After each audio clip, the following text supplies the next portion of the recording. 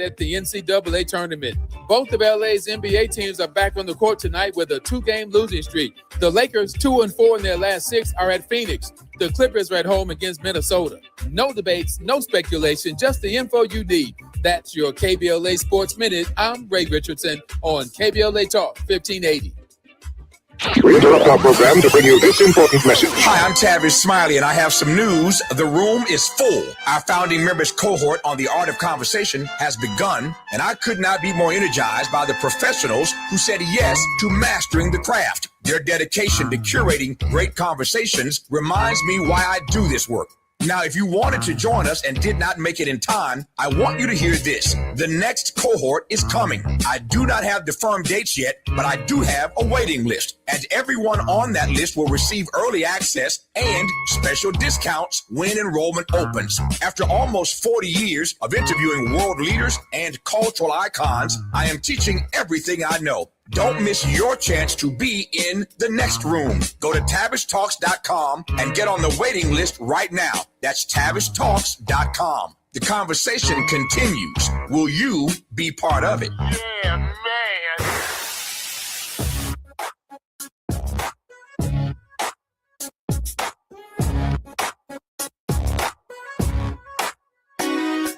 Jesse Jackson Jr. Show. Oh, oh, oh, oh, the Jesse Jackson Jr. Show. Oh, the Jesse Jackson Jr. Show. Oh, the Jesse Jackson Jr. Show. Oh. Come on and talk with me. Come on and listen to me. Come on and talk with me. Come on and listen to me. KBLA, Talk 1580, download the app. You are listening to the Jesse Jackson Jr. Show. I'm Dr. Nicordelai Corte, your host, your co-host, and White House correspondent for KBLA Talk 1580. It is an honor and a privilege to be sitting in for our friend, our brother, our colleague, Jesse Jackson Jr., as he and his family mourn the loss of Reverend Jesse Jackson. I'll be filling in for the remainder of this week and all of next week as Jesse Jackson Jr. Mourns the loss and buries his father. We have some backup here to make sure that we are here continuing the conversation, continuing to uplift the voices of leaders on the front lines. One such leader will be co-hosting this hour, Atiba.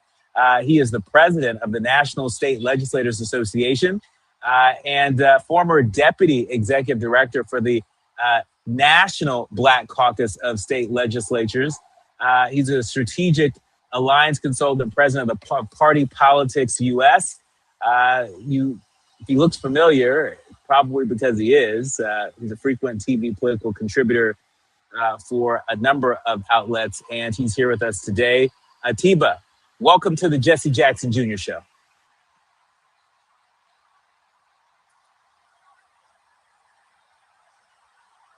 Atiba, do we have you?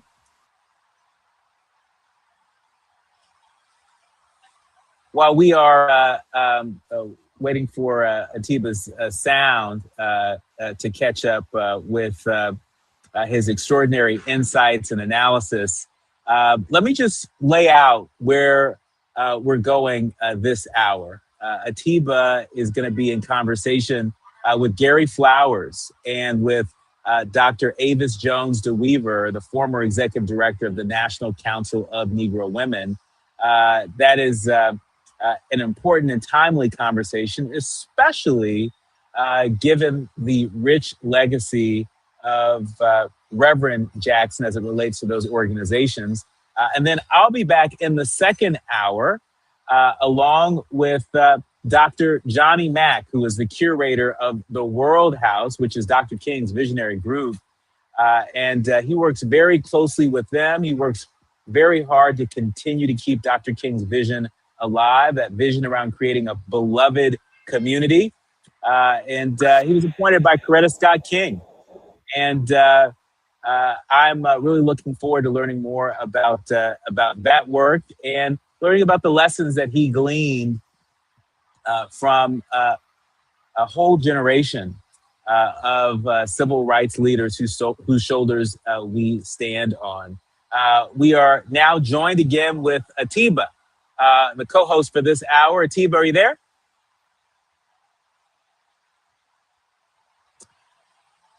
All right.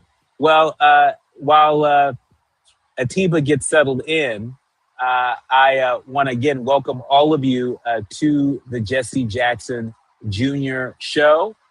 We are filling in for the incredible Jesse Jackson Jr. And we have some really important conversations that we've curated just for you. And so when we come forward, we are going to dig into this conversation. But let me first just say how excited we are to celebrate Black History Month here at KBLA. Anybody who follows us on KBLA and WVON, you know that we don't just celebrate Black History Month in February. We celebrate it year-round. And I happen to be in Los Angeles right now at our Black History Month luncheon here. And so doing double duty today, but proud to do it. I'm proud to work with an incredible team of folks. We have the executive producer, the Jesse Jackson Jr. Show, Gina Towns, with us. Yes. Gina. Can you hear me, Niku? I can hear you loud and clear. All right, wonderful. Thank you so much for joining us today. Certainly, we are keeping the Jackson family in our prayers. And Jesse has been so amazing in continuing to do the show throughout this week as the family makes plans. He is going to be, Reverend is lying in state today at Operation Push. There are a lot of people in town. It has been a steady stream of people all morning. And Reverend will lie in state today and tomorrow, and then the family will trek to Greenville, South Carolina, where Reverend is a native son, and they will have a number of services and people joining to reflect upon his life and just give the gratitude that is deserved from those people in South Carolina. You know, I was listening, Niku, to a speech that Reverend did, and it may have been part of one of his presidential speeches, perhaps 84, in which he talked about his background and that he can understand.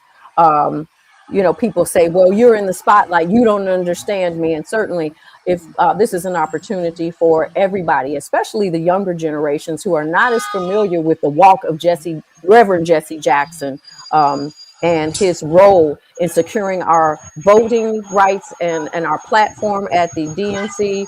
I just really want to lift them up, and how courageous, especially Jesse, has been in being vulnerable here with our audience and even shedding tears. We're going to come forward. I know you've got to go back and attend to something, and we're going to make sure that Atiba comes forward. But when we come back, we will have our guests join us, and we are excited to talk to them as we continue our reflection on Reverend Jesse Jackson here on the Jesse Jackson Jr. Show. When we come forward, KBLA Talk 1580, download the app.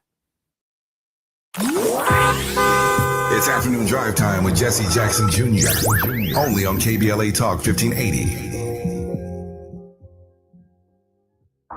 What's up? What's up? What's up? You got to laugh the pain away.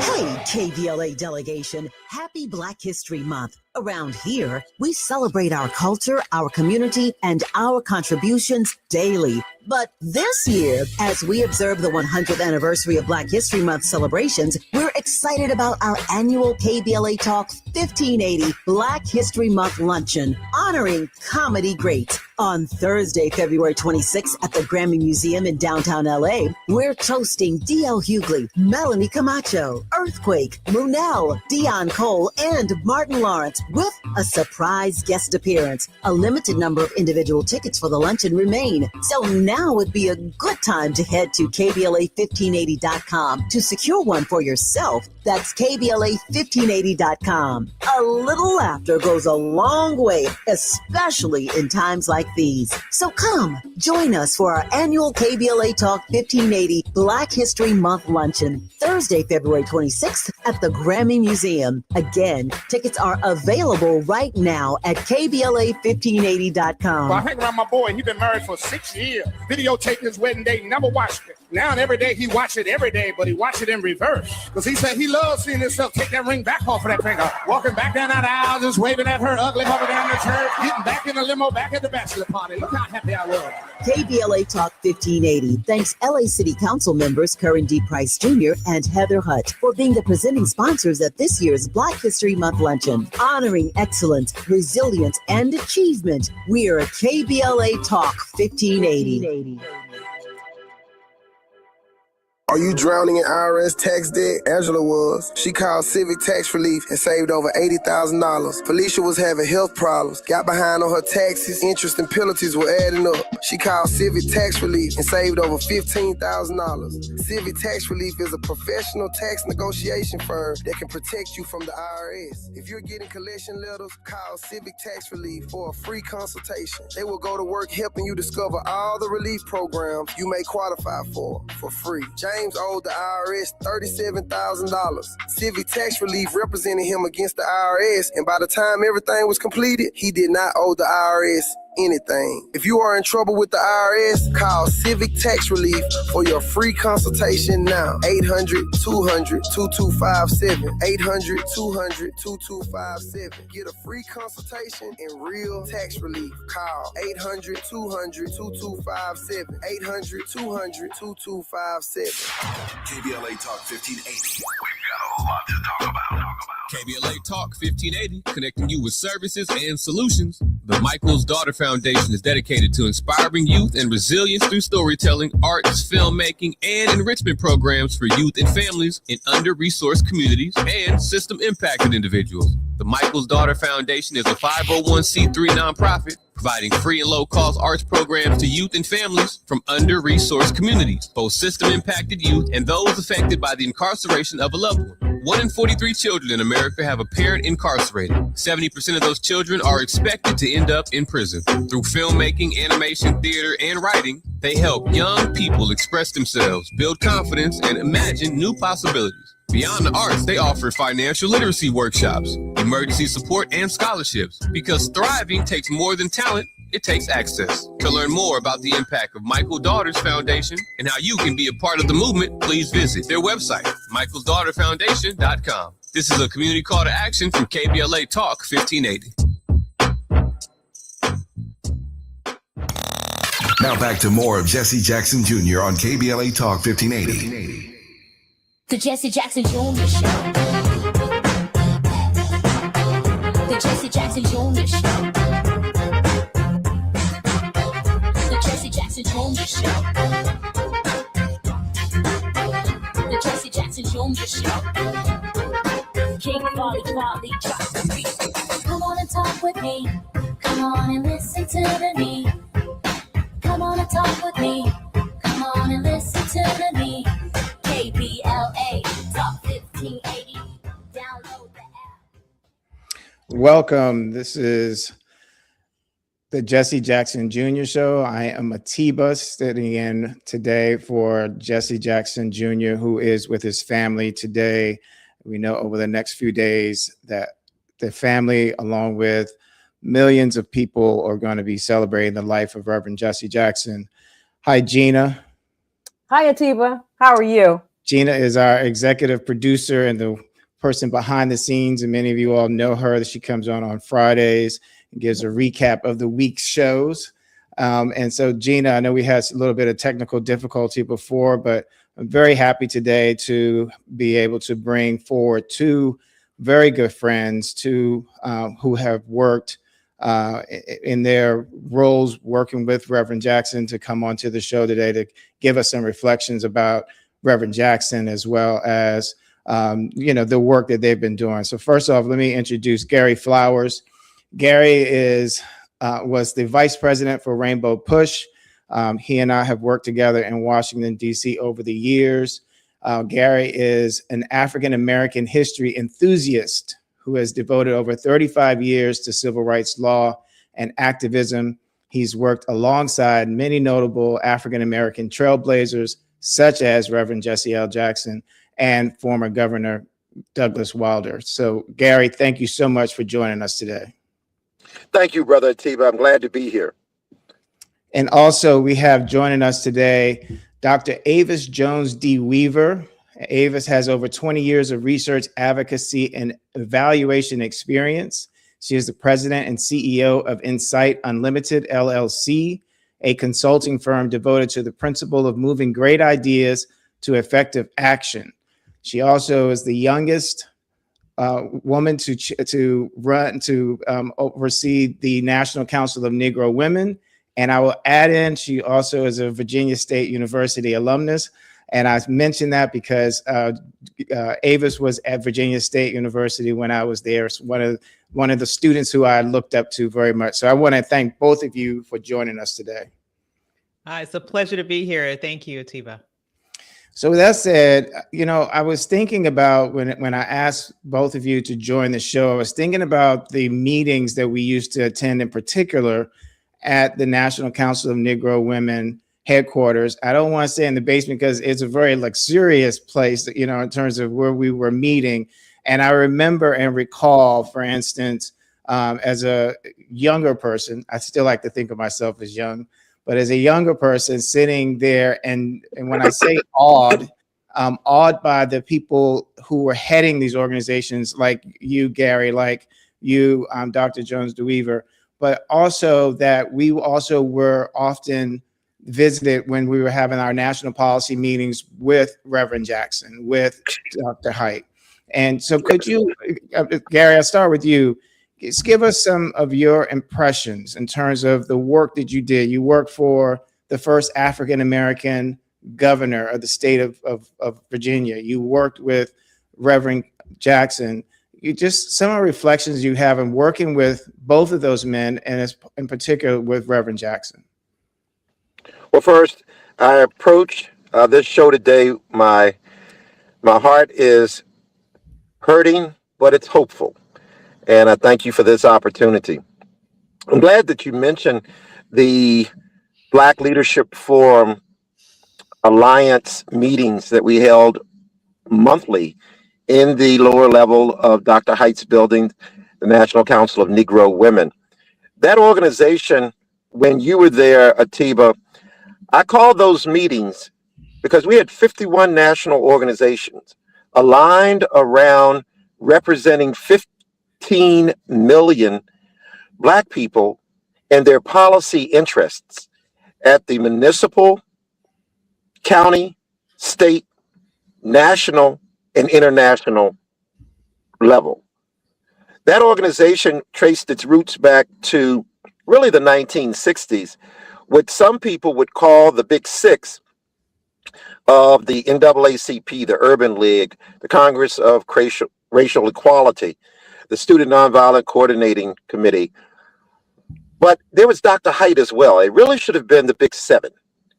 The Council of Negro Women should have been included in that Big Six.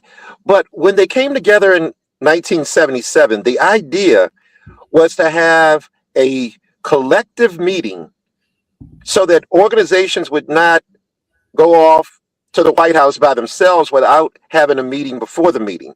And so that alliance was born in 1977. And I was the executive director and CEO between 2007 and 2014. But it was Dr. Height. It was Reverend Jackson. It was the heroes and sheroes of our Black organizations that said, we need to collaborate in the best tradition of African American leadership in this country. We did so, and we were effective. If I had to say, our crowning achievement was coming together around the Affordable Care Act, commonly known as Obamacare, where we pulled all of our organizations into effective public policy at the federal level. So, Dr. Avis, Gary did a good job in terms, I think, of highlighting the role of the National Council of Negro Women, Dr. Height within that. You headed up that organization. Could you tell us, a bit about Dr. Height, the National Council of Negro Women, as well as some of your reflections in terms of those meetings and with Reverend Jackson attending? Absolutely. So Dr. Height, obviously a trailblazer in her own right, someone who, as Gary mentioned, was an equal partner in terms of the civil rights movement with the Big Six. She was there. She often joked that oftentimes you would have these, all the male leaders take pictures together, and she was on the end, and she was often cropped out of the pictures. And so she remembered, she saw that. And so she came up with the idea to always, from then on, to stand in the middle so they couldn't crop her out. That rose between the thorns. So, he was a trailblazer in her own right. She was someone who walked the walk of at the same time pushing for civil rights and advancements for the Black community, at the same time that she was pushing for advancements for women, and specifically the intersection that is representative of Black women. And so her life's work and her legacy is all up and through the National Council of Negro Women, an organization that still is out here making a difference across the world when it comes to advancing and prioritizing the needs of Black women in the U.S. and around the world. As it relates to her relationship with the amazing Reverend Jesse Jackson and the work that we did at NCNW and how it intersect with the incredible work of PUSH, we were very we understood the importance of making sure that our communities would maximize their power at the polls during the elections that we had. We wanted to make sure that African Americans understood how to be able to make sure that their voices were heard in the political sphere. There was so much love and respect among these leaders, and we would send representatives and support the work of Rainbow PUSH and that incredible organization, and just specifically the leadership that Jesse Jackson provided at the same time that Dr. Height was out here providing her leadership, was just so critical to make sure that our community could navigate the challenges that we faced in real time, but at the same time lay the groundwork and shift the infrastructure and the rules and the laws of this nation such that we would all have a greater opportunity moving forward than our parents and our forefathers who came before us. Yeah, thank you for that. You know, when I think back, not just to those meetings, but, you know, just going back, you know, if we go back to the 60s and then we go back 40 years before that in terms of women gaining the right to vote, we go back from there back to African-American slaves, newly freed slaves gaining the right to vote, that a lot of times people like Calvin Smyre, Representative Calvin Smyre, who was on the show with us last week, used to tell me and tell a lot of folks often that the only people in America who can set public policy are elected officials. And so when you mention in terms of where we are today, for instance, and I'm looking at, you know, the passing of Reverend Jackson, and then also the passing of the torch, in a sense, in terms of where we are, in terms of the work that we still is left to be done, and work that I think is always there's always something to do. You know how as a kid, you know, you're taught that there's always something in the house that can be done. It's where do you see us now? You know, this week we had the president give the State of the Union address, but in terms of from where you are in your perch, in terms of the work you've done, again, leaning back to Reverend Jackson, who made a lot of these things possible too, with 1984 run for president and 1988. Where are the things that we can be doing together? Because there are a lot of times I find us complaining about what's going on, but what are some of the things that you've learned along the way in your roles that we can be doing collectively, individually and collectively, to continue to push the envelope forward and to make this a better place for all Americans? You know, that is key, that we think about the power that we do have, especially in a moment like this where we are under attack from various different perspectives, but we still have the power to make sure that we register, that we vote, that we overperform, that we're not leaving any power on the table by not flexing that voting power. But in addition to that, a huge power that we have is our buying power. And though we have definitely shown organizations, and particularly corporations like Target, the depth of that blow, I think it's important for us to also think of how can we leverage our economic power in a way so that it doesn't only punish, although punishment is important when it's due, but so that we can use it to grow amongst ourselves. This idea of collective economics, I think, is something that is very, very important. We have over $2 trillion of buying power that we allow this nation to benefit from each and every year. Imagine what could happen if we were very directed and intentional and disciplined, and having that spend circulate in our community instead of let every other community get rich off of our labor. To me, that is something that is very much in our control. And if we were to be able to do that with a very directed and consistent type of discipline, then that could create a situation where our power could be such that our communities could grow stronger no matter what happens in terms of who's in the White House.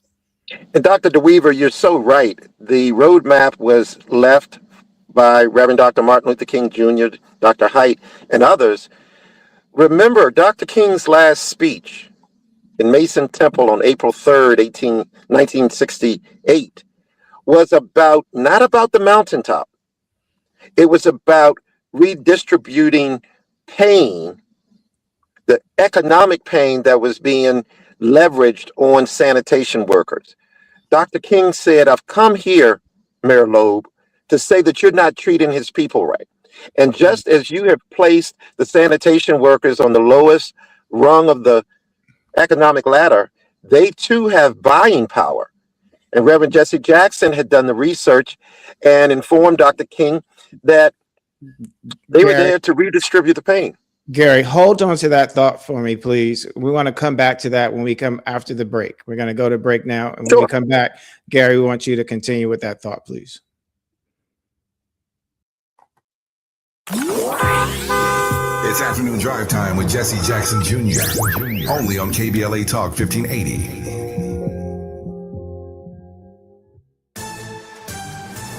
I'm Esther Dillard with BIN News Now. Newark's mayor is furious after learning of a vehicle chase involving ICE agents that led to a crash injuring children. Vehicle pursuits in the state are illegal, in New Jersey and Newark specifically. Mayor Ross Baraka, who is black, says ICE was conducting an investigation Wednesday morning when they tried pulling over a van when it took off. The van ended up hitting two other vehicles, sending two 15-year-olds and a 12-year-old to the hospital.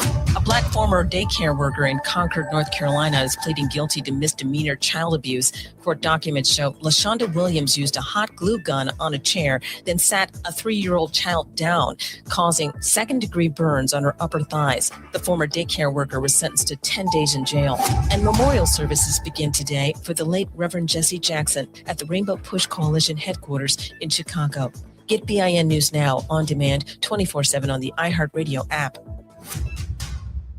Hi, I'm Angie. Did you know a billboard can save a baby's life? It's true. You can make a difference by helping us spread the pro-life message to reach those who are struggling with an unplanned pregnancy. Please make a gift today. Visit prolifeforacrossamerica.org. This is the KBLA Sports Minute with Ray Richardson. It's been a tough season for the USC women's basketball team without All-American Juju Watkins.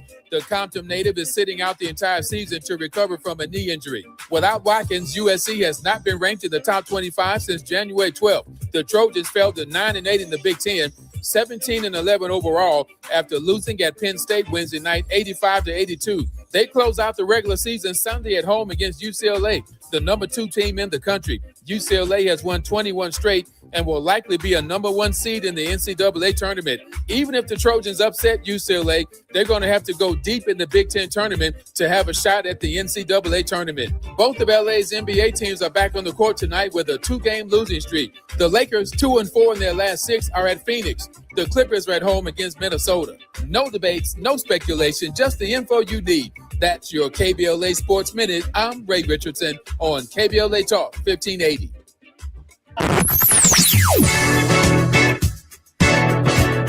Whoa,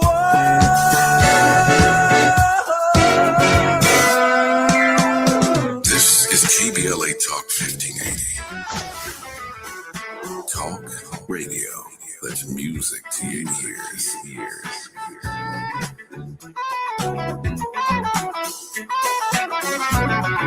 We're unapologetically progressive. KBLA Talk 1580. We got a lot to talk about. I'm Reverend Gerald, the life coach. Is someone you love struggling with addiction and mental illness? Is improving your family's health important? Want to leave a legacy that your family can grow? Are you ready to enhance your perception of life experiences? Then wake up weekends at 7 a.m. with Urban Family Focus and get the wisdom, opportunity, resources, and motivation to live your best life. Join the conversation on Urban Family Focus Saturday and Sunday at 7 a.m. Unapologetically progressive. KBLA Talk 1580. We've got your black. This Black History Month, we're proud to highlight the diverse team that helps serve Los Angeles every day. At the Los Angeles Department of Water and Power, our nearly 12,000-strong workforce reflects the communities we serve. We're hiring for positions in engineering, skilled craft, information technology, fleet services, and more. Are you ready for competitive pay, strong benefits, and a meaningful career that serves millions? Join the team that's building a stronger LA. Learn more at joinladwp.com. Getting around LA doesn't have to cost a lot. Metro has fares that fit every budget. 20 free rides for qualified riders through the Life Fare program. Free passes for students with GoPass and affordable options for everyone in between. Wherever you're going, Metro's got you covered. Visit metro.net/fare programs. KBLA Talk 1580, connecting you with the world. African Focus Incorporated is a community-based organization whose mission is to bring Africans and African Americans together, lead charitable initiatives on the motherland, and educate people from all walks of life on the beauty, legacy, and opportunity of Africa's 54 nations. And it's that time once again when African Focus is teaming up with KBLA Talk 1580 for our 8th annual African Focus Trailblazers Tour. Travel with us in 2026 when we're headed to the southern African nations of Zambia and Botswana for a historical, cultural, and vacation tour led by me, Dominique DePrima, Cultural Ambassador for African Focus Incorporated. Enjoy luxurious accommodations, conscious fellow travelers, shopping, adventures, cultural tours, wildlife safaris, and a giant waterfall, one of the world's 7 wonders, along with a chance to be of service at an orphanage on the continent. Become an AFI trailblazer by exploring the motherland with a nonprofit organization that has members in Africa and America to help roll out the red carpet for you, and together we'll make a difference and have fun doing it. For more information, visit africanfocus.org or call 310-676-7300. That's 310-676-7300 or africanfocus.org. Whether it's stateside or exploring the diaspora, we're with you every step of the way. African Focus and KBLA Talk 1580. Come go with us. You're listening to Jesse Jackson Jr. on KBLA Talk 1580. The Jesse Jackson Jr. Show. The Jesse Jackson Jr. Show. The Jesse Jackson Jr. Show. The Jesse Jackson Jr. Show.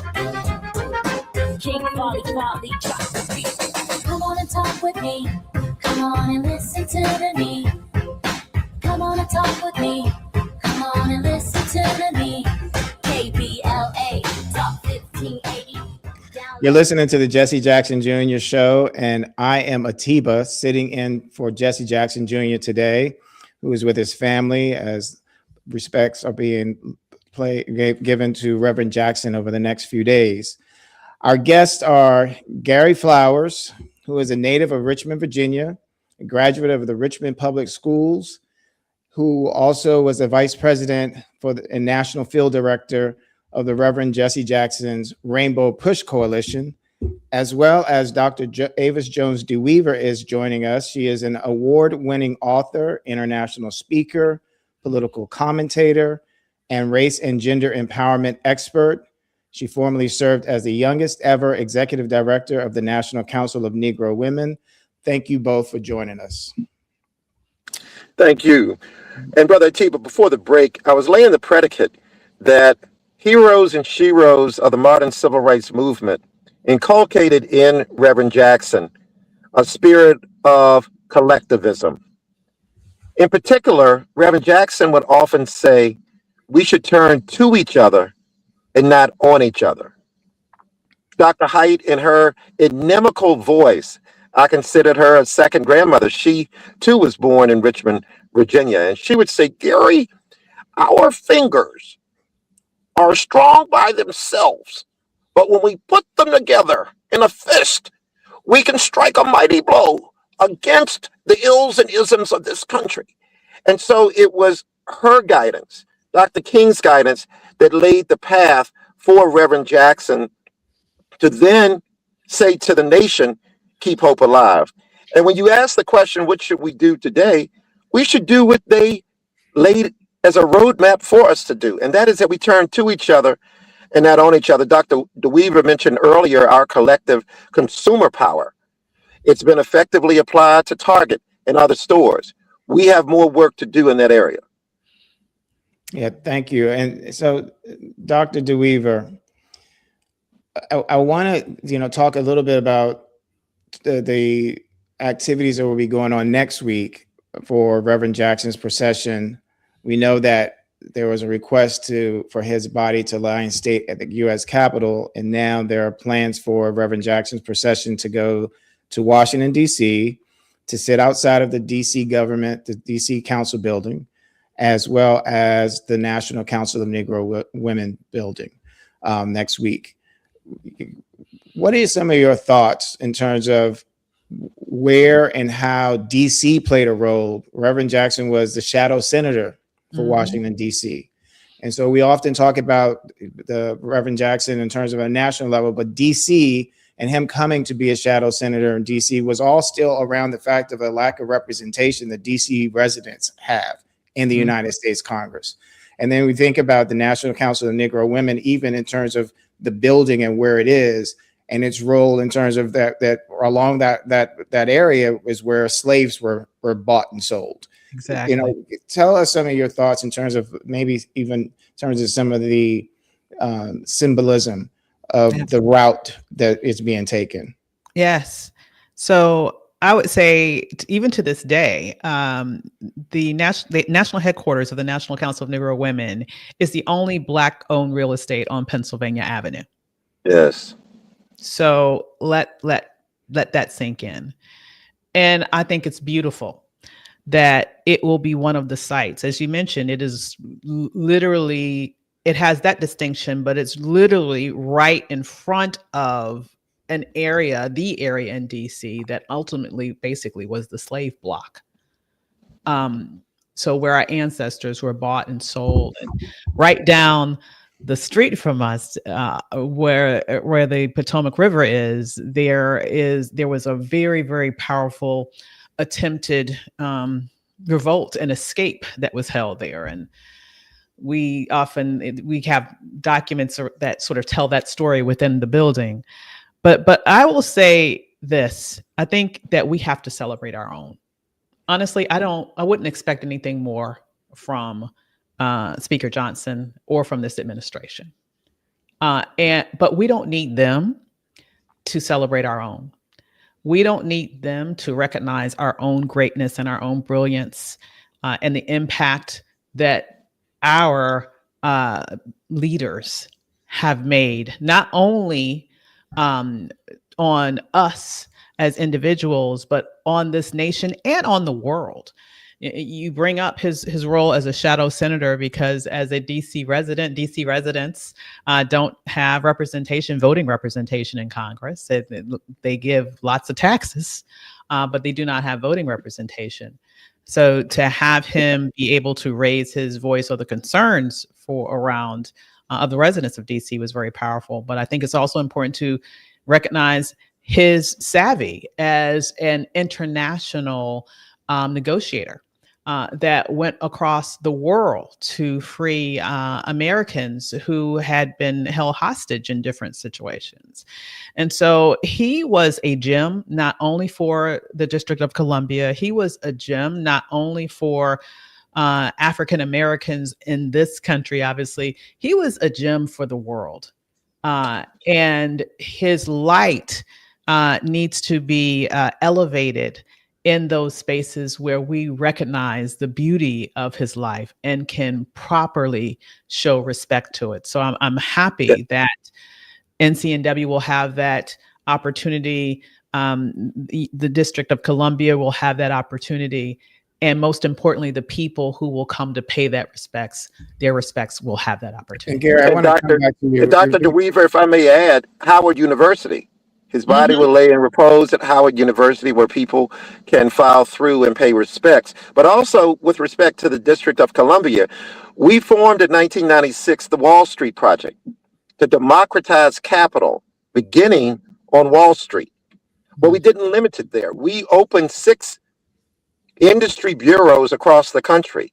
And in Washington, D.C., we had the Public Policy Bureau and the Telecommunications Bureau, where we went to Congress and to the White House on a regular basis on policy issues affecting African Americans, but also looking at the telecommunications industry and fighting for Black men and women to have opportunity to own media outlets, newspapers, television stations, radio stations.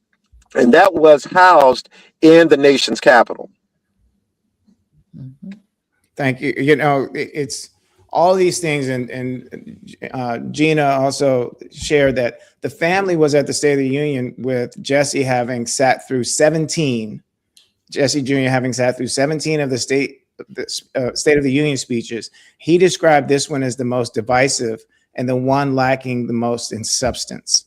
And so I say this to say that, you know, one of the things that I think that is often missing in that in terms of this conversation is that while DC has changed a lot, it still is lacking the representation. And we as African Americans continue to talk about representation, and the things that we have historically talked about are the things that are still plaguing the country. These are things that I believe that Reverend Jackson did a really great job of bringing awareness to, as you mentioned, Gary, Wall Street Project, in terms of going to corporate America, talking about these particular issues. And, you know, when we come back after the break, one of the things I'd like for you, Gary, to talk about is the role that Reverend Jackson played in paving a way for the first African-American governor. You worked for Governor Wilder in the state of Virginia, the seat of the Confederacy. We want to talk about that. So, you know, when we think about all these things that are going on today, what would America look like without us? You know, and I think that that's part of the story that I think that is so important for us. I talk about often that let's not just talk about the complaint of what is it, the things that we can do. So thank you all so much for sharing that earlier. And I want to go back to that too. But with that said, you're listening to the Jesse Jackson Jr. Show. I'm sitting in today for Jesse Jackson Jr., who is with his family, where he should be right now, as we, along with the world, celebrate the life of the Reverend Jesse Jackson. We will be back after the break, and when we come back, we will go back and talk about the first Black governor whose role was paved by the work of Jesse Jackson, the work of Dorothy Height, and just so many more. So we're going to go to break now. We'll be right back. While you're stuck in traffic, we can at least bring you up to speed on the news of the day. You're listening to Jesse Jackson Jr. only on KBLA Talk 1580.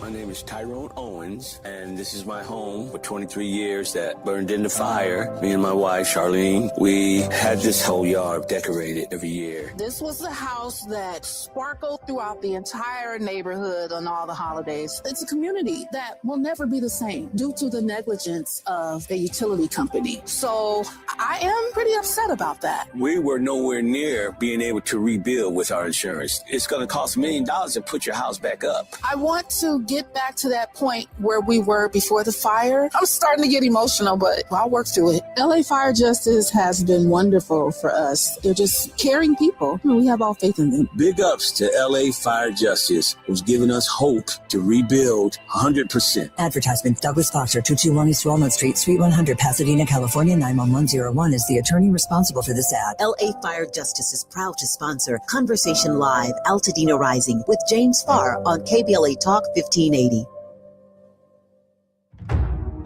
They call it progress, but progress has a price. Land once held in Black hands, taken, stolen, erased. Acres paved into highways, fields burned.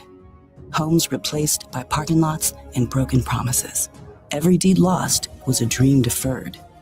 We talk about millionaires, but what about the millionaires that never were? The farmers whose soil was seized, the families who watched their inheritance disappear, the wealth that never had a chance to grow because its roots were ripped from the ground. They took the land, but never the legacy, because the soil remembers, and so do we. Every story matters. Our mission is to collect, preserve, and amplify these stories. If this is part of your family's history, visit blacklandlost.org/share your story and help bring us closer to justice. KBLA Talk 1580. We've got a lot to talk about.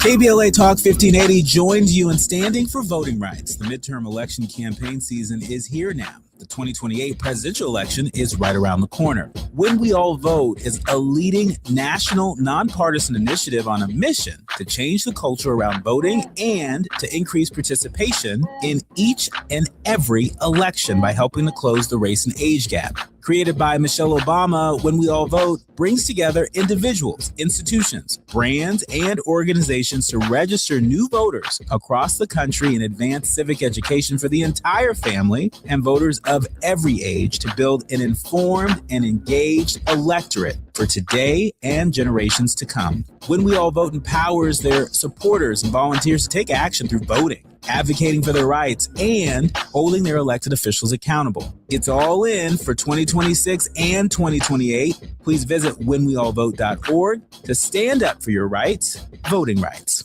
This is a community call to action from KBLA Talk 1580. KBLA Talk 1580. We've got a lot to talk about. KBLA Talk 1580, connecting you with services and solutions. The Michael's Daughter Foundation is dedicated to inspiring youth and resilience through storytelling, arts, filmmaking, and enrichment programs for youth and families in under-resourced communities and system-impacted individuals. The Michael's Daughter Foundation is a 501c3 nonprofit providing free and low-cost arts programs to youth and families from under-resourced communities, both system-impacted youth and those affected by the incarceration of a loved one. 1 in 43 children in America have a parent incarcerated. 70% of those children are expected to end up in prison. Through filmmaking, animation, theater, and writing, they help young people express themselves, build confidence, and imagine new possibilities. Beyond the arts, they offer financial literacy workshops, emergency support, and scholarships. Because thriving takes more than talent, it takes access. To learn more about the impact of Michael Daughters Foundation and how you can be a part of the movement, please visit their website, michaelsdaughterfoundation.com. This is a community call to action from KBLA Talk 1580. Not everything announces itself. Some things simply arrive, and the room is compelled to adjust. This is grooming without apology, without noise, without compromise. Gods and money, organic formulations, clean precision, crafted for skin that does not ask for permission to be felt. Element Cream, a rare hydration layered like an oud at dusk, measured, enduring, unmistakably masculine, moisturizing oil, a quiet revolution, restoring what stress, climate, and time attempts to claim. This is not skincare. It is composure made visible. It is inevitability. Gods and money exist impeccably. Discover the ritual at godsandmoney.com. That's Gods and Money, MONY.com. Now back to more of Jesse Jackson Jr. on KBLA Talk 1580. The Jesse Jackson Jr. Show. The Jesse Jackson Jr. Show. The Jesse Jackson Jr. Show. The Jesse Jackson Jr. Show. King Volley, drop the beat. Come on and talk with me. Come on and listen to me. Come on and talk with me. Come on and listen to me. KBLA Talk 1580. Download the app. You're listening to the Jesse Jackson Jr. Show, and I am Atiba, sitting in for Jesse Jackson Jr. today. Our guests today are Dr. Avis Jones DeWeaver and Gary Flowers. Before the break and throughout the show, we have been reflecting on the life of Reverend Jackson as the nation prepares to lay him to rest. So I want to go back, Gary, to where we are. How do we pass the baton forward? What are some of the things that you feel that you've learned through your work that will help us to move forward and pick up the baton and carry the work forward that we saw, that we were so blessed to have from Reverend Jackson? As we mourn the life and legacy of Reverend Jesse Louis Jackson Sr., history will record that unlike other political figures, Reverend Jackson left coattails. People, heroes and sheroes, a plethora of political leaders would arise after his campaigns in 1984 and 1988 at the municipal, county, state, and even federal level. At one point, his high school teacher ran successfully in his home state of South Carolina for state senate. Other elected officials don't have that record. And that's what separates Reverend Jackson. He could always think outside of the box. and apply and execute that analysis with effective action. You mentioned that. So let's go back to Governor Wilder, and I kind of Yes. want to paint a picture because at Virginia State University, I remember, and oftentimes when I see the governor, I mention to him and say, I remember when you came in to Virginia State University on that helicopter with Reverend Jackson to announce a bond referendum that totally transfixed and changed the way that our campus looks today. That is such a good point, Brother Atiba, because Reverend Jackson's 84 and 88 campaign left coattails, among them the first elected Black governor in the nation's history, L. Douglas Wilder. Also, Mayor Dinkins in New York City. When you look at the candidacy and the election of Barack Obama, it was but for Reverend Jackson and Dr. Ronald Walters that changed the rules of the 1988 Democratic Party convention. Among them, the distribution and delegation of voting delegates at the convention. If there were just a 51% rule, as it was in 1988, Barack Obama would have lost the Democratic primary to Hillary Clinton. And so there is a direct line between Reverend Jackson's political advocacy, but also his persuasion and his political power to change the structure of politics. And for that, Reverend Jackson is the most influential political figure in the world, particularly in the United States, in the last 60 years. Dr. DeWeaver, do you want to add in? No, that's absolutely right. I mean, there would be no Barack Obama presidency without those changes in the rules that allowed for proportional representation when it came to the distribution of delegates as it relates to our primary system versus the winner-take-all system.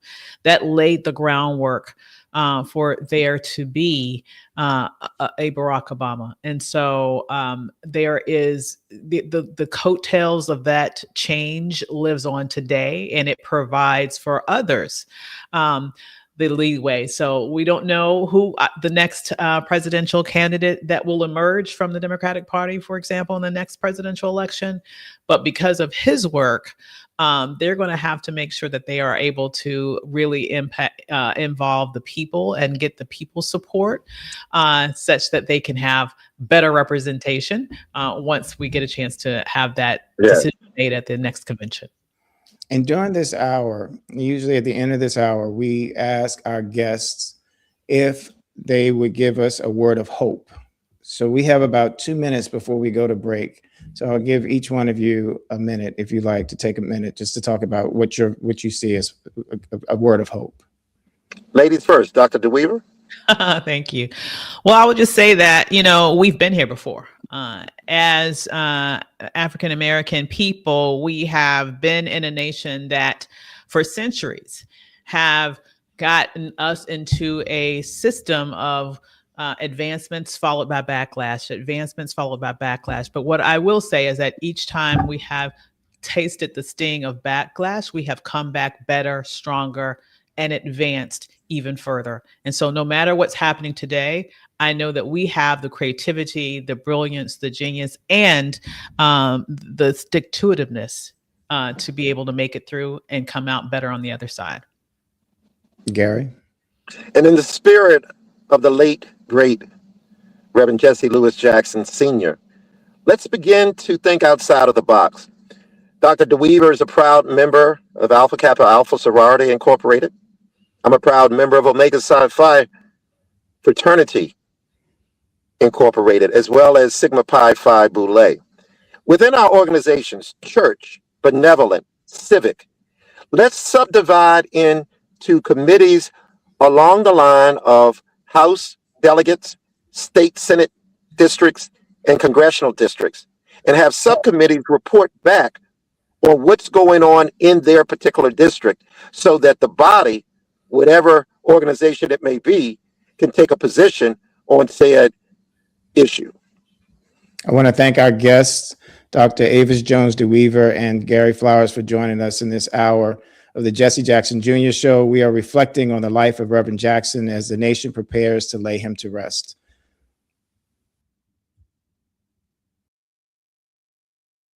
KBLA 1580 Santa Monica.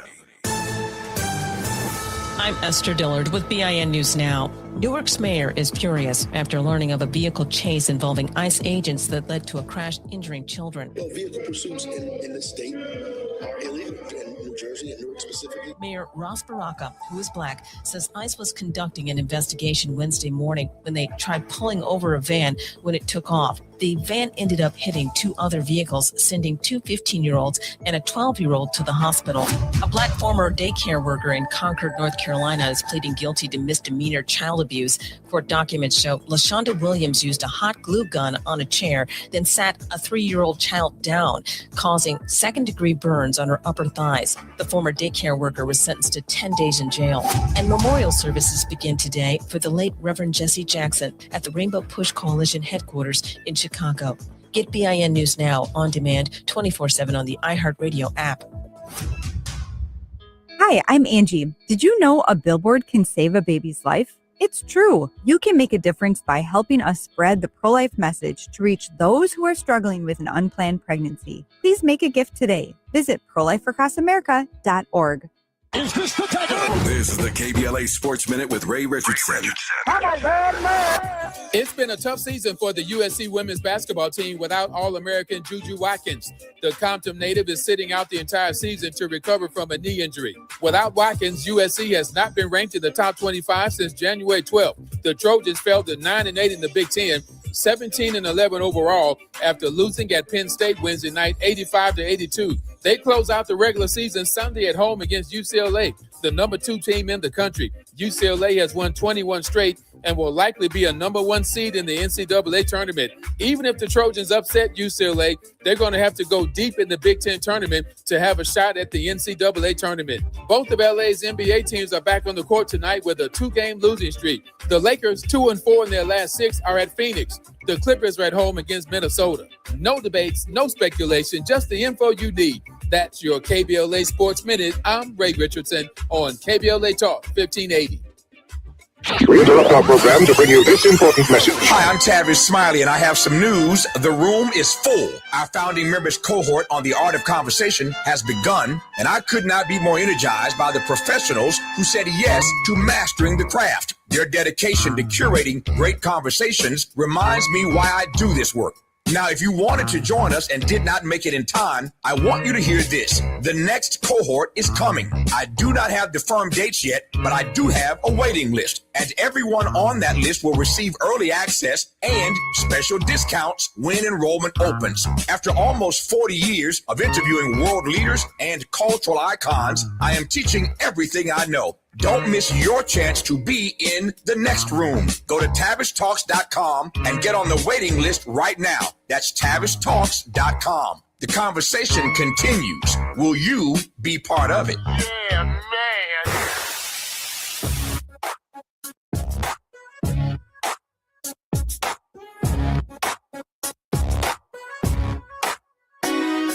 The Jesse Jackson Jr. Show. The Jesse Jackson Jr. Show. The Jesse Jackson Jr. Show. The Jesse Jackson Jr. Show. Come on and talk with me. Come on and listen to me. Come on and talk with me. Come on and listen to me. KBLA Talk 1580. Download the app.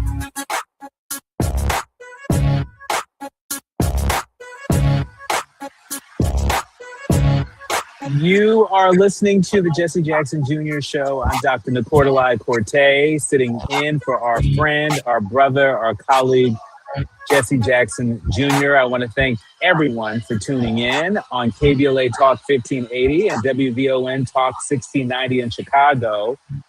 We always enjoy spending quality time with you. I want to encourage you all to also download the app if you haven't. Download the KBLA Talk 1580 app. That way you can listen to us everywhere we go. And guess what? If you're feeling fancy, you can tell Alexa to play KBLA Talk 1580. And there we are for your listening pleasure. Last but not least, be sure to subscribe to the KBLA YouTube channel, because that way you don't just get to hear us, but you get to see us. We get to see each other in that forum. And so be sure to do that.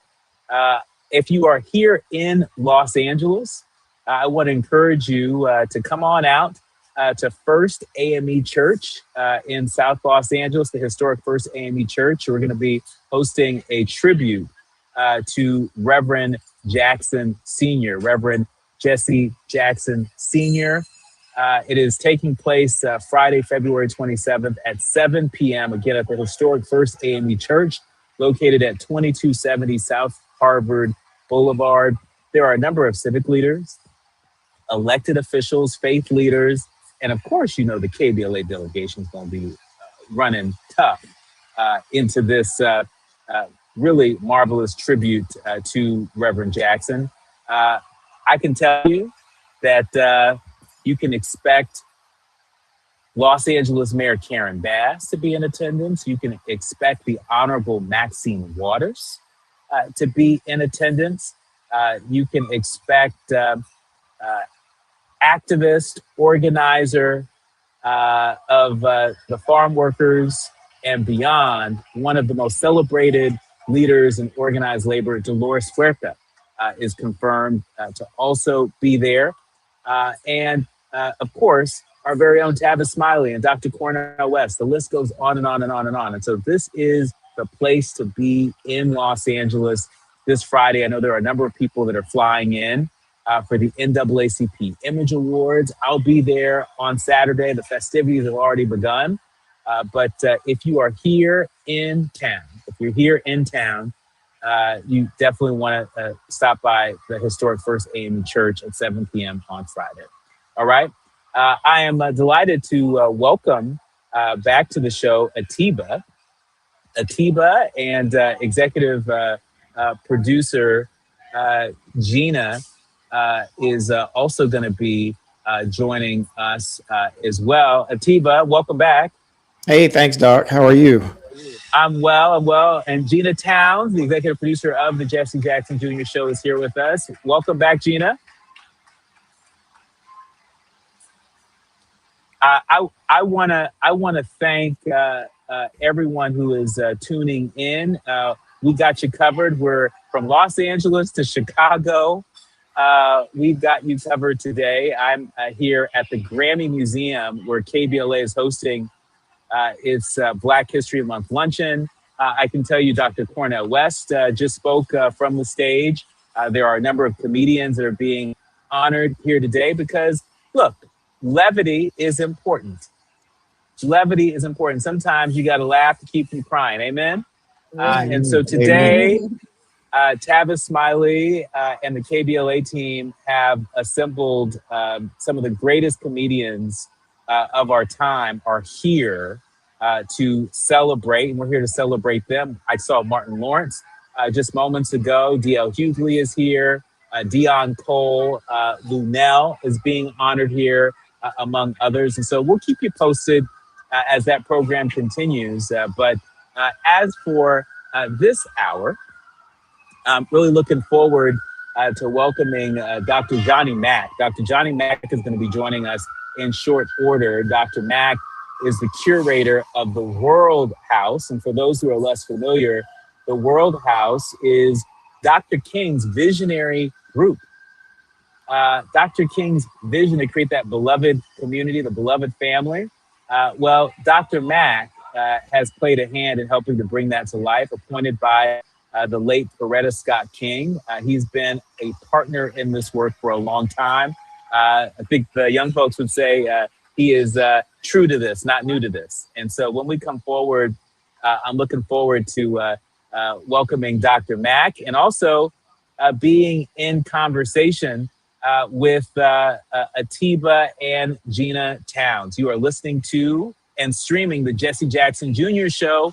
More when we come forward.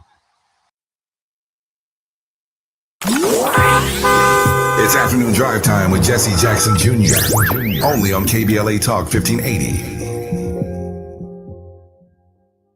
Are you drowning in IRS tax debt? Angela was. She called Civic Tax Relief and saved over $80,000. Felicia was having health problems, got behind on her taxes, interest and penalties were adding up. She called Civic Tax Relief and saved over $15,000. Civic Tax Relief is a professional tax negotiation firm that can protect you from the IRS. If you're getting collection letters, call Civic Tax Relief for a free consultation. They will go to work helping you discover all the relief programs you may qualify for free. James owed the IRS $37,000. Civic Tax Relief represented him against the IRS, and by the time everything was completed, he did not owe the IRS anything. If you are in trouble with the IRS, call Civic Tax Relief for your free consultation now. 800-200-2257. 800-200-2257. Get a free consultation and real tax relief. Call 800-200-2257. 800-200-2257. Now back to more of Jesse Jackson Jr. on KBLA Talk 1580. The Jesse Jackson Jr. Show. The Jesse Jackson Jr. Show. The Jesse Jackson Jr. Show. The Jesse Jackson Jr. Show. King Quality drops the beat. Come on and talk with me.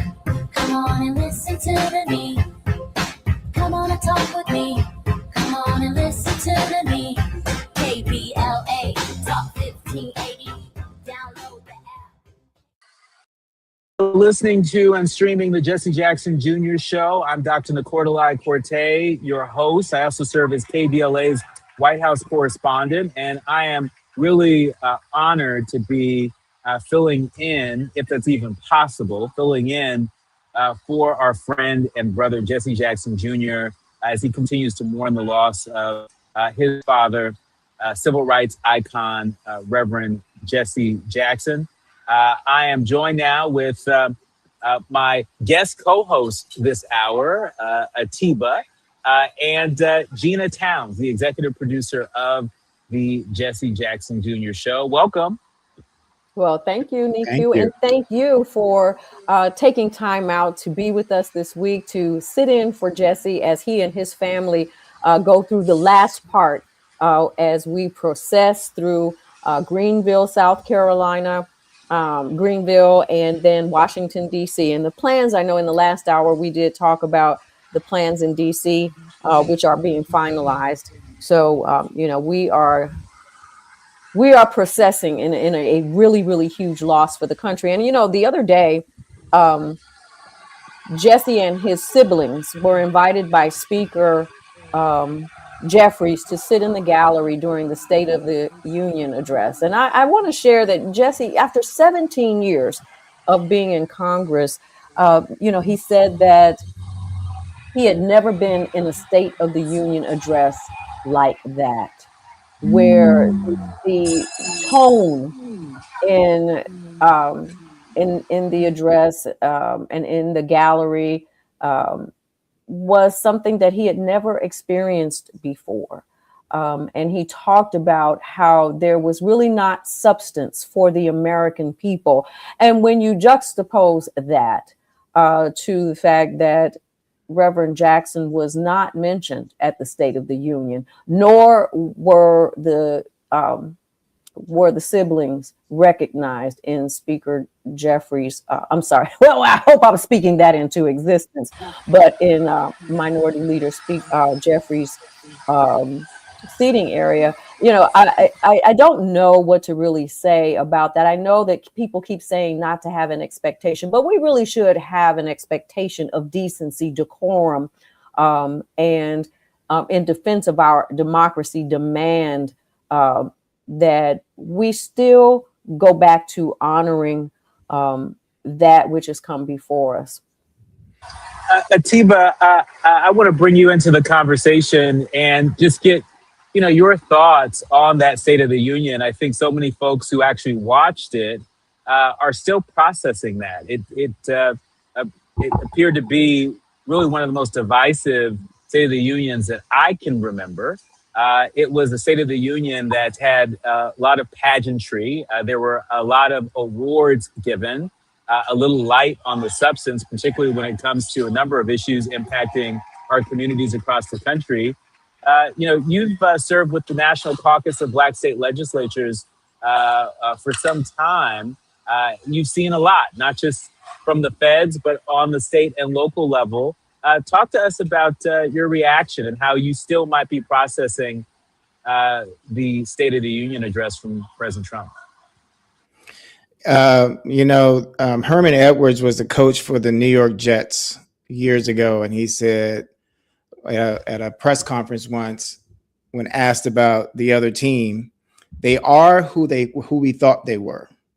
That's how I think about this. I didn't watch it, and I purposely didn't watch it, and I've turned down several media requests to talk about it because I think that we're in a day and an age where there are a lot of distractions. And I think that this administration and these politicians have a good way of distracting us. And my focus right now, honestly, is on midterms. And because that's the first place where I feel like we can change some of this. And I believe that they know that. And so they are going to do everything in their power to obstruct our ability as Americans to vote. And the reason why I'm mentioning this also within this piece is because as we reflect on the life of Reverend Jackson and we think about the others who came before him and that who all laid a roadmap for us, is the power of the vote is very important. And we have neglected it in some ways. And I'm not saying we in terms of those of us right here, but we as a nation, regardless of communities. And we got into this together and we're going to get out of it together.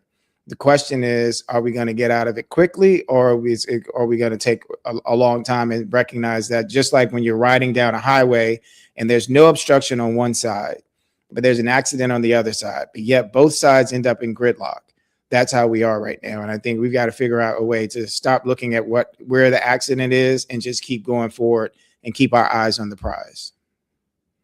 And speaking of keeping our eyes on the prize, I want to welcome our featured guest to the show, Dr. Johnny Mack. He's a prominent scholar. He's a peace builder, an expert on the legacy of Dr. Martin Luther King Jr. He's known for often focusing on King's philosophy of nonviolence and knows quite a bit. He's quite an expert on the Beyond Vietnam speech in particular. He serves as Director of International Relations for Reverend Al Sharpton. He has, at least, and has extensive experience in conflict resolution and social change. Just the right person for us to be in conversation with, as we are a nation in flux.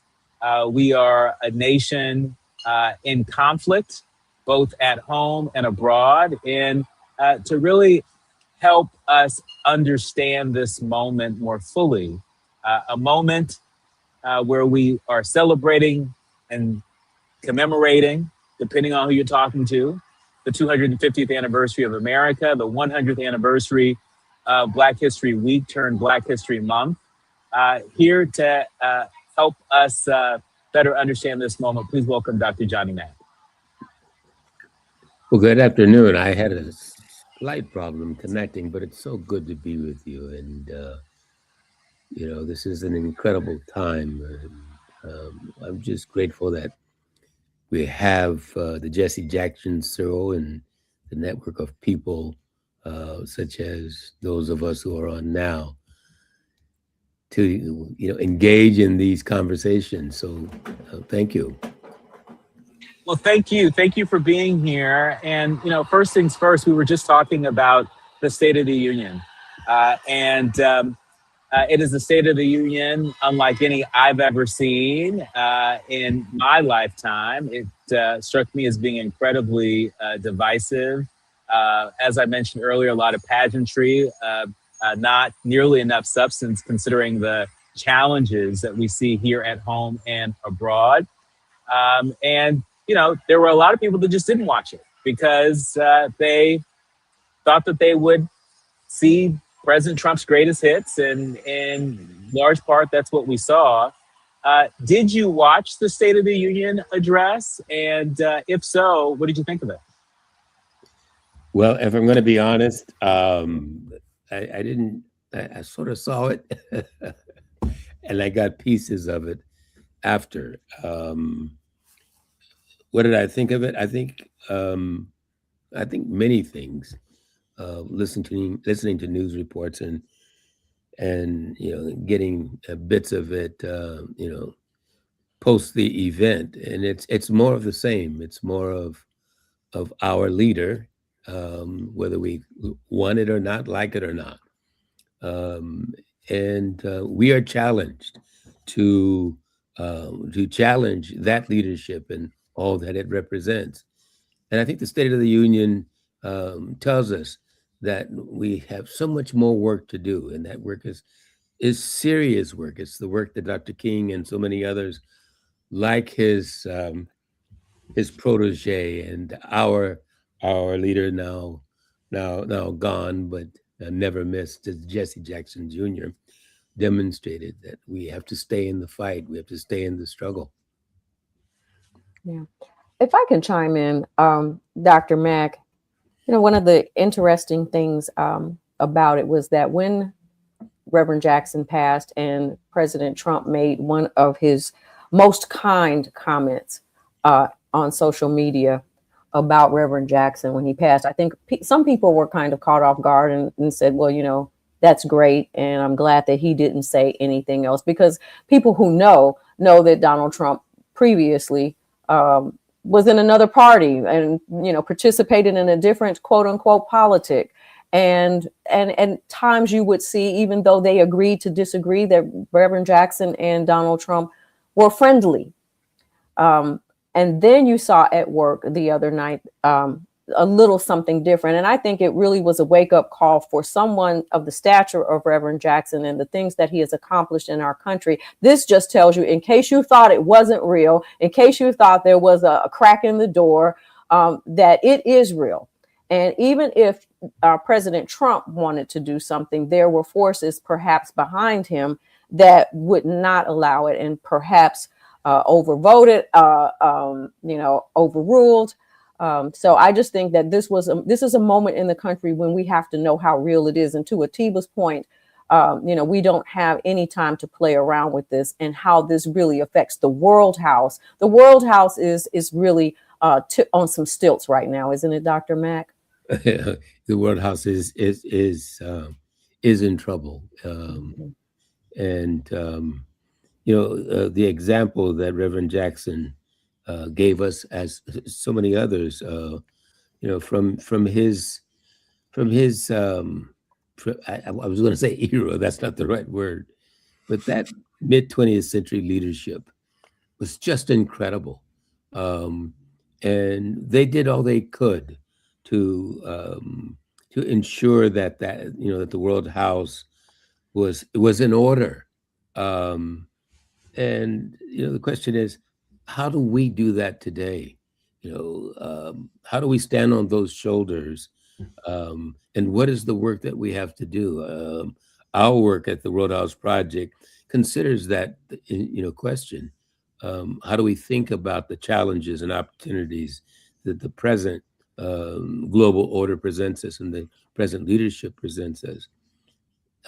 I think that's part of what these conversations are from week to week, that Jesse Jr. and I engage in. Gina, as you know, as King said, we have some difficult days now and difficult days ahead.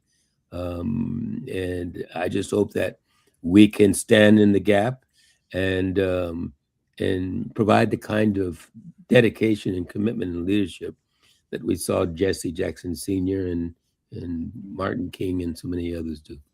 It's interesting to me, Dr. Mack. Also, I have an aunt who's 106 and a half years old, and her mind is incredibly sharp. And she's been saying to me for at least the last 10 years, it's going to get worse, but I promise you it's going to get better.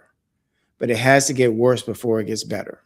And I kept asking, is it going to get worse? And I finally, is it going to get worse? And she said, no, it's going to get a little worse. And I've been asking this for a while. I just stopped asking because I'm getting it. And I say that because when we look at the past movements, when we look at the past heroes and sheroes, when we think about terms like, I ain't gonna let nobody turn me around. or we shall overcome.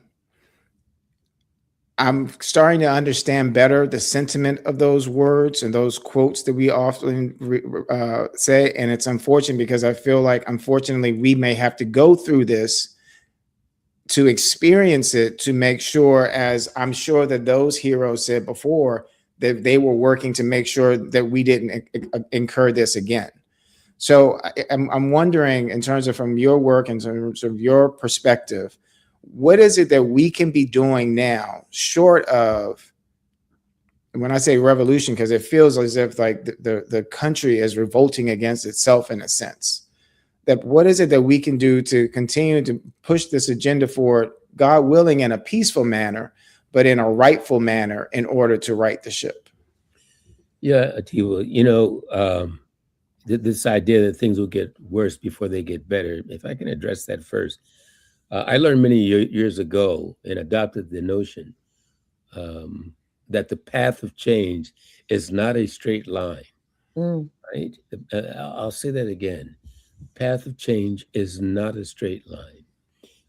It often moves in a direction where things do get worse. Things, as Achebe must say, or said, his book said, things do fall apart.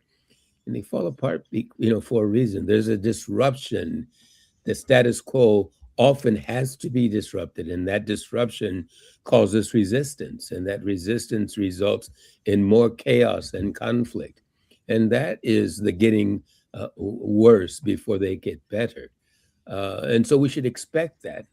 But that then goes to the second part of your question, Atiwa, I think, and that is, if we expect it, then we must plan for it. We have to plan for things to get better and not be to get worse before they get better, and not be surprised and become disillusioned because what we thought would happen in terms of expecting some immediate change that does not happen, we then give up. And so understanding that the path of change is not a straight line forward, but can take many different paths, often and almost decidedly getting worse before they get better. Then we can make the necessary preparations. And so that is what we must do. I'll add one quick thing. That is, preparation is all about organization, is all about mobilization. And we've lost the art of mobilization. And I would argue we've lost the art of organization. We expect someone else to do that. We expect Reverend Al to do that. It's someone else's work. It is all of our work. We must mobilize, we must organize, we must study, we must educate and prepare ourselves, and then we must execute. Those are broad ideas, but they're important ideas that we cannot forget. Well, these are very important ideas, and important ideas for us to not only hold in our own hands, but for us to make sure that we're sharing across generations. And when we come forward, I really want to learn about all the different ways in which the World House Project is working across generations, because we don't see or hear nearly enough of that, working across generations. We know that some of our leaders, learners, and listeners are very active on social media. They're very active on the internet, but I think the collective wisdom of everybody on this call, everybody on this show today, knows that it's both inside and outside the Beltway. It's both online and offline. And to the point that Dr. Mack just made, creating change is never a straight line. It's not linear. And so that means that we've got to take the long view and be prepared for so many legs of the journey. When we come forward, Dr. Mack, I want to give you an opportunity to talk about some of this work that you're doing across generations, and want to hear what your message is to some of the younger millennials and to the Gen Z folks out there who are fighting that urge to just disconnect from politics, disconnect from the work of building that beloved community that Dr. King envisioned so many years ago. You are listening to and streaming the Jesse Jackson Jr. Show. I'm your guest host, Dr. Nicordelai Porte, along with Atiba and Gina Towns. More with Dr. Mack when we come forward. It's afternoon drive time with Jesse Jackson Jr. Only on KBLA Talk 1580.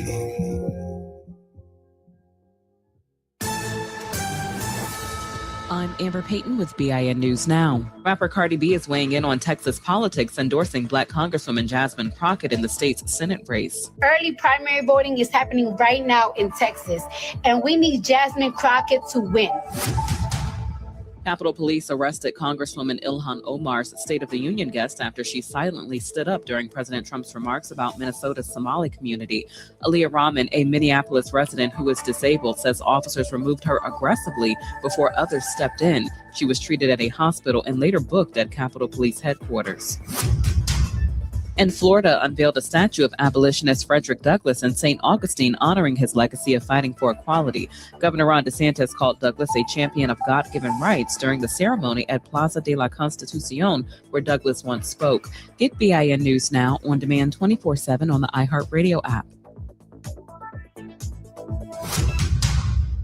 Hi, I'm Angie. Did you know a billboard can save a baby's life? It's true. You can make a difference by helping us spread the pro-life message to reach those who are struggling with an unplanned pregnancy. Please make a gift today. Visit prolifeforacrossamerica.org.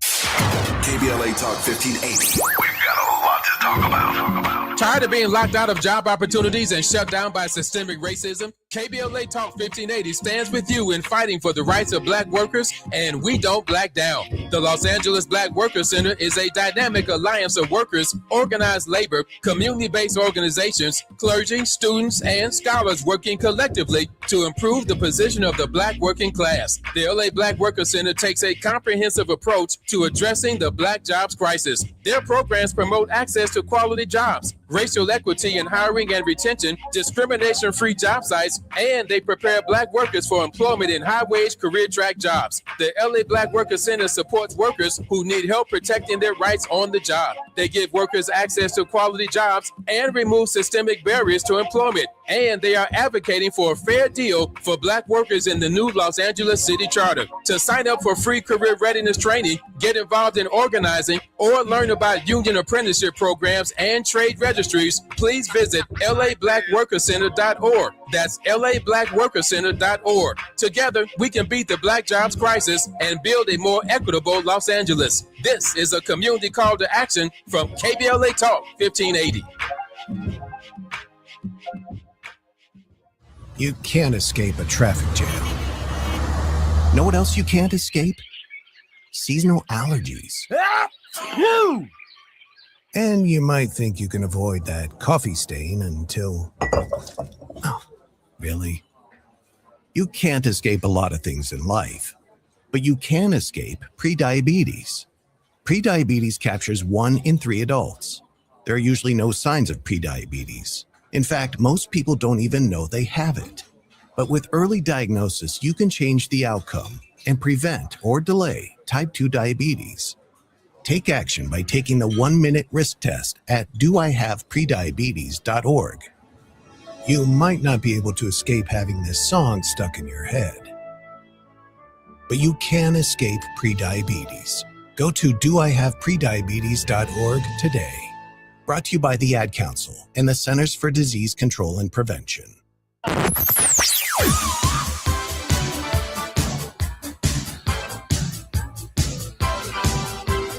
This is KBLA Talk 1580.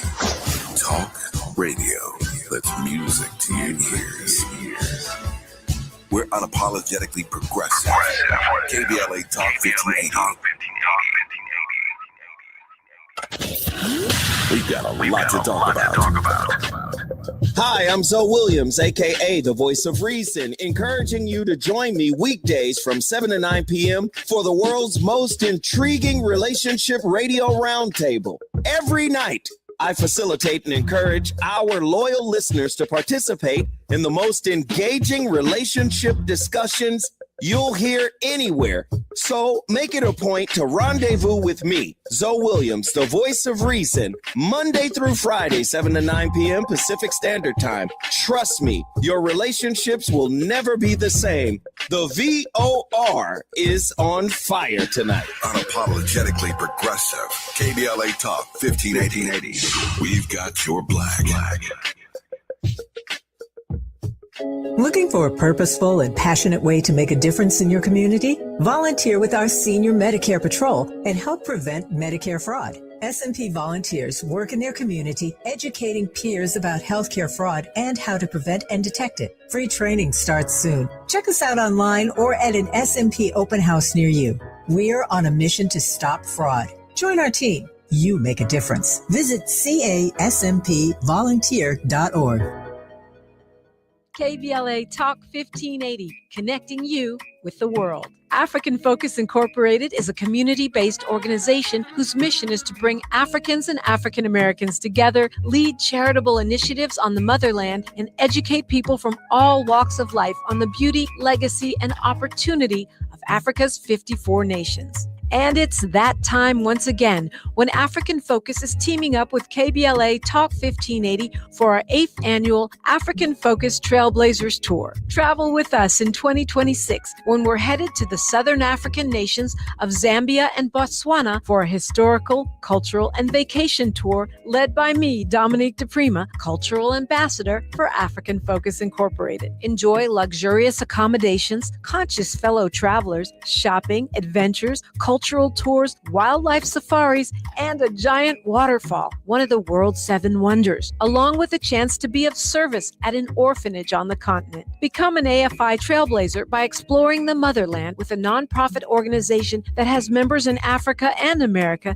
to help roll out the red carpet for you, and together we'll make a difference and have fun doing it. For more information, visit africanfocus.org or call 310-676-7300. That's 310-676-7300 or africanfocus.org. Whether it's stateside or exploring the diaspora, we're with you every step of the way. African Focus and KBLA Talk 1580.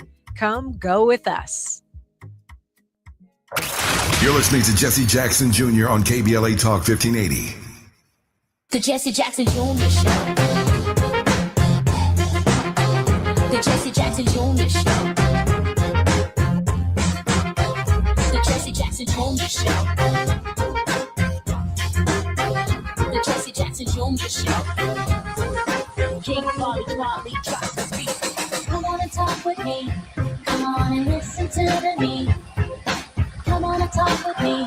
You are listening to KBLA and streaming the Jesse Jackson Jr. Show. I'm Dr. Nicordelai Corte, your co-host and KBLA White House correspondent. I'm not alone. I'm here with the wonderful Gina Towns, executive producer of the Jesse Jackson Jr. Show. I'm also joined with Atiba, who is author of the book Saving Grace.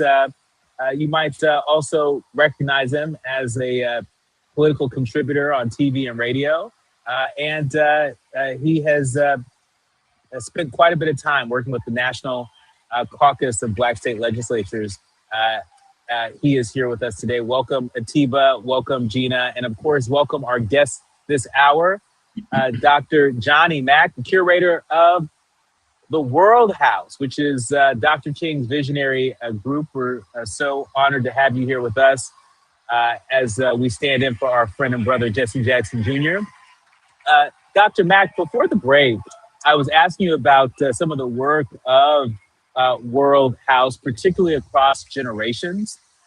For folks who follow the news closely, they might have heard that rapper Cardi B, just endorsed Jasmine Crockett in her race for the U.S. Senate in Texas.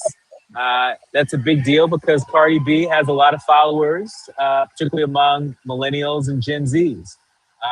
Talk to us about the work that World House is doing to engage that same group of young people?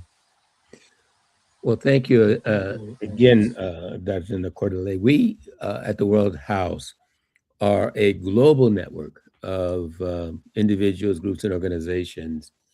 And our work does span generations.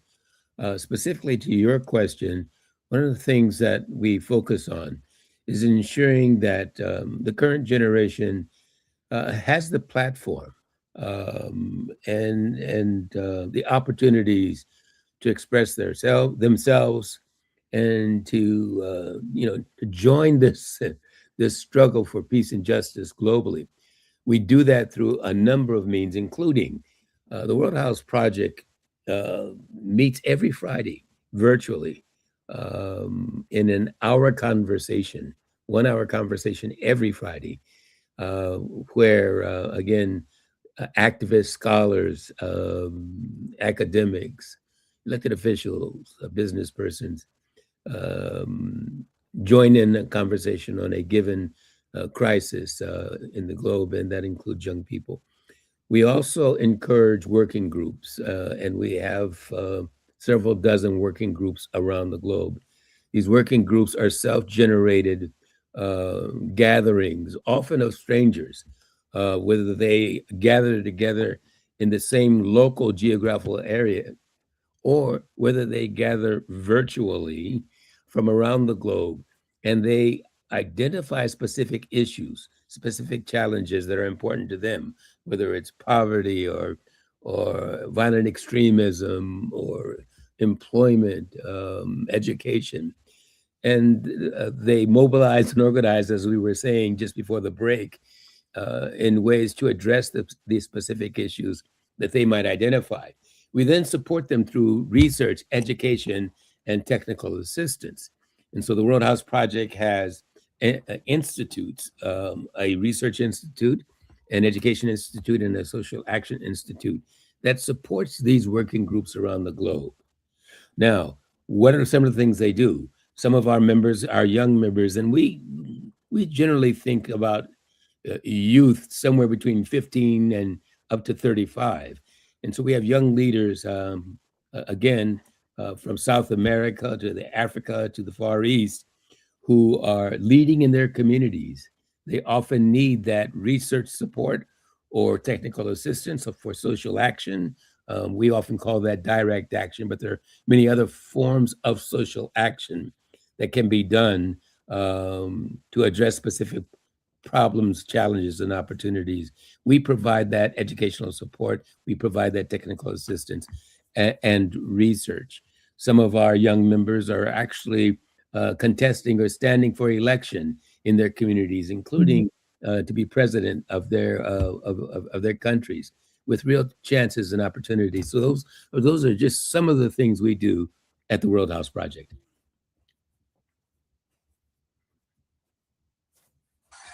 I think Atiba, your sound.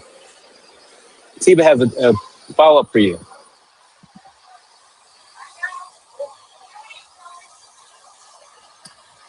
While we're waiting for Atiba to join us, Dr. Mack, I really appreciate you sort of laying that out for us. And what's your message to folks that in this moment, are feeling just sort of disenchanted and disillusioned, right? We see it on social media. We see it on the internet. Obviously, World House is working with young people, who are engaged, and it sounds like they have some interest in wanting to engage already. But what's your message to the folks that don't have that? Well, listen, we were recalling quotes from the mid-20th century. One of them is, "I ain't no ways tired," and we just can't be tired. We can't get tired. We have to stay in the fight, and we have to commit ourselves. I think it was Gandhi who said, "Be the change that we seek." And we have to be that change. If not us, then who is our message? If not you, then who? And so we're counting on you. You know, the creative drive and energy that the current generation brings is energizing, it's electrifying. And that which they bring can engage others. And so building that solidarity, they can know that they are not alone, that there is a cadre of individuals and organizations around the globe standing by and ready to support them. When we come forward, more with Dr. Johnny Mack, we're talking about the great work that is afoot with the World House Project. And we're getting a dose of hope from Dr. Mack, as only he can deliver it. You're listening to and streaming the Jesse Jackson Jr. Show. More when we come forward. While you're stuck in traffic, we can at least bring you up to speed on the news of the day. You're listening to Jesse Jackson Jr. only on KBLA Talk 1580.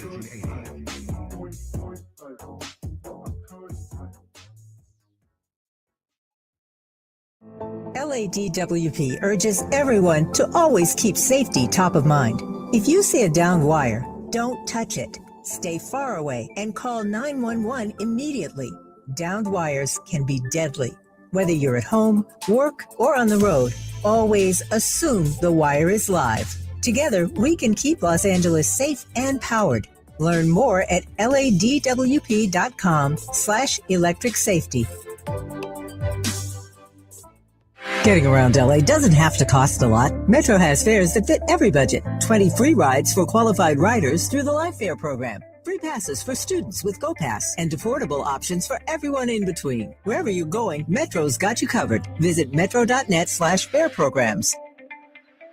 Every morning, we rise and shine, make breakfast, and brush away the night's rest. These routines help us start the day off right. Nature-Made vitamins are a simple step in that daily care regimen. Multivitamins with daily essentials, clinically studied probiotics for gut health support, magnesium to help relax the body. Nature-Made is made to care for you every day. These statements have not been evaluated by the Food and Drug Administration. These products are not intended to diagnose, treat, cure, or prevent any disease.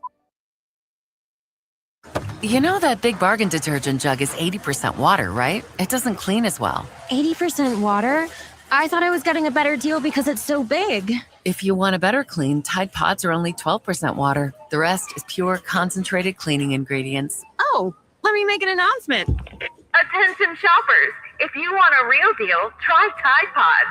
Stop paying for watered-down detergents. Pay for clean. If it's got to be clean, it's got to be Tide Pods. Water content based on the leading bargain liquid detergent. KBLA Talk 1580. We've got a lot to talk about.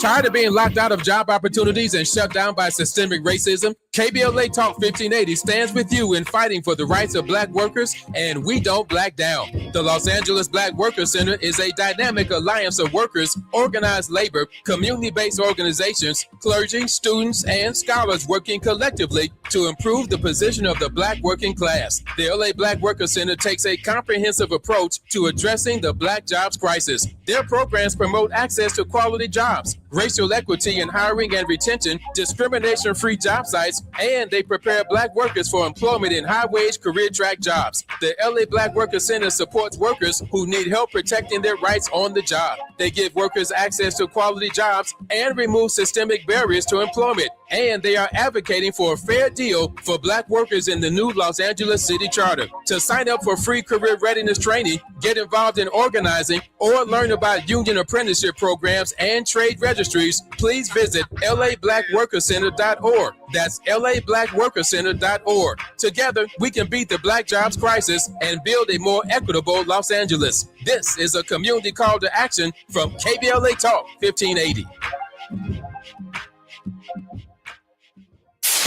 KBLA Talk 1580. We've got a lot to talk about. KBLA Talk 1580, connecting you with services and solutions. At the heart of the Al Wooten Center's mission for good citizenship and academic excellence is a desire to ensure that every student avoids the kind of lifestyle and overcomes the kinds of challenges that led to the murder of Al Wooten Jr. In 1990, founder Myrtle Fay Rumpf opened the center in honor of her son's life. In 2026, they are serving more than 300 students in grades 3 through 12 annually online and on site at their youth center and other sites in the South LA area. The Al Wooten Jr. Youth Center takes a neighborhood approach to the revitalization and empowerment of a community in crisis. The Wooten Center provides free after-school and summer programs to help students in grades 3 through 12 attain grade-level proficiency and promotion, high school graduation, and college and career access and success. The Al Wooten Center focuses on academics, STEM, the arts, and so much more. Join them for an enriching experience that sparks creativity and nurtures young minds. Tap in at WootenCenter.org. That's WootenCenter.org. This is a community call to action from KBLA Talk 1580. My son loves to fly kites, but my active psoriatic arthritis can sometimes hold me back. Now with Skyrizi to treat my skin and joints, I'm ready to go. Skyrizi, Risankizumab Riza, a prescription-only 150 milligram injection for adults, helps with less joint pain, stiffness, swelling, and fatigue. For those who also have plaque psoriasis, 90% clearer skin is possible with just 4 doses a year after 2 starter doses. Don't use if allergic to Skyrizi. Serious allergic reactions and an increased risk of infections or a lower ability to fight them may occur. Before treatment, your doctor should check for infection and tuberculosis. Tell your doctor if you have an infection or symptoms such as fever, sweats, chills, muscle aches, or cough, or if you plan to or recently received a vaccine. With Skyrizi, there's nothing like clearer skin and better movement, and that means everything. Ask your doctor about Skyrizi today and visit skyrizi.com or call 1-866-SKY-RIZZI to learn more. Now back to more of Jesse Jackson Jr. on KBLA Talk 1580. The Jesse Jackson Jr. Show. The Jesse Jackson Jr. Show. The Jesse Jackson Jr. Show. The Jesse Jackson Jr. Show. King Volley, drop the beat. Come on and talk with me. Come on and listen to the me. Come on and talk with me. Come on and listen to the me. KBLA Talk 1580. I'm Gina Towns in for Jesse Jackson Jr. today on the Jesse Jackson Jr. Show on KBLA Talk 1580. And we are with our regular host on Thursday in our second hour, Dr. Johnny Mack and the World House. Dr. Johnny Mack, he was somebody. Reverend Jesse Jackson Jr., not Junior, but Reverend Jesse Jackson was definitely somebody. And I thought about during the break some of the conversation that we were having as Dr. Niku had to jump off and Atiba was having some audio problems. But, you know, we were talking about the next generation. And I had shared that Dr. Niku talked about how do we get the next generation to move forward. How about the audacity of Jesse Jackson, who says, you know, my name was originally Jesse Burns, and his name became Jesse Jackson. What is it in a name? What is it that makes us somebody in any generation? And how do we pass that on to generations that are coming and watching what's going on now? Gina, you know, I often say, and your listeners, our listeners may recall, the idea that nothing of real value, nothing splendid has ever been achieved except by those who had the audacity to believe that something inside themselves is superior to circumstances. You know, what is that internal turbo that causes a Jesse Jackson Sr., a Martin Luther King Jr., and Ella Baker, and so many others, to stand in the gap when no others will. It is that sense of self. And I think we all have that sense of self if we'll only embrace it. If we'll only recognize that human dignity is something that we share equally without division. That every man, every woman, every boy and every girl has that fundamental dignity and worth, and embracing that, I think, and refusing to be treated anything other than with full dignity and worth is what I think drove people like Jesse Jackson Sr. and so many others. I hope, my hope is that we'll live lives that demonstrate that commitment to ourselves and then to our community. Isn't it something, though, that our human nature, as we talk about and think about the World House, our human nature loves its comfortability. And every now and then in a generation or an era, we must feel the squeeze of say, an olive in order to get the virgin oil or the pureness of something that leads to that kind of audacity, for us to be able to look in the mirror and say, send me. Why not me? What is that about our comfort that we have to be pushed, you think, Dr. Mack? I have to admit, Gina, not my area of expertise, but I do have some sense that, fire purifies, right? It will either destroy us or it will purify. And metaphorically, it challenges us. And those who have that internal sense of self, who understand that it won't be if it's not me, and who accept that unselfishly. That is, they are not individualists. They're what Martin Luther King would call personalists. An individual is all about himself or herself. They are atomistic. It is all about me and my.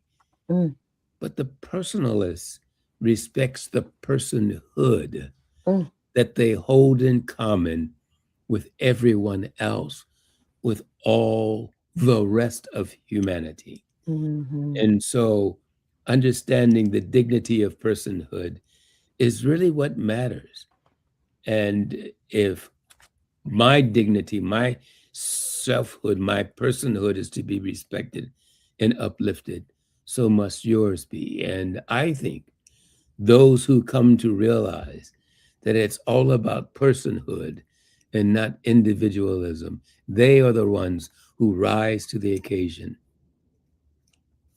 Well, that is amazing, because what I feel like, and I have children who are in Gen Z, and they really seem to have a sense of community, a sense of allowing everybody to belong and be a part of the World House. That's the vision that I get. That's what gets me excited, that we can get there. And I think your explanation about the difference between individualism and personalism is kind of where they are. They may not be able to explain it, but I think that there is hope in that. And as we look toward ending our time together for this week, that is the word of hope that we have. And when a kernel of wheat, like Jesse Jackson, falls to the ground and dies, it can produce the kind of fruit, because he's everywhere and people are learning about him, and generations that have not even heard him give a speech are able to see the speeches that he gave and hear about the life that he lived, and even the audacity to go up to Martin Luther King and say, I want to be a part of this, here, send me. Yes. Well said, Gina. Yeah. Well, we will see you again next week. We always look forward to the World House. And of course, Jesse will be spending the week next week in the last leg of celebrating before they lay Reverend Jackson to rest. But we will be back tomorrow on KBLA Talk 1580 for Reflectivity on Fat Meat Friday. You're listening to the Jesse Jackson Jr. Show. We'll see you tomorrow. KBLA 1580 Santa Monica.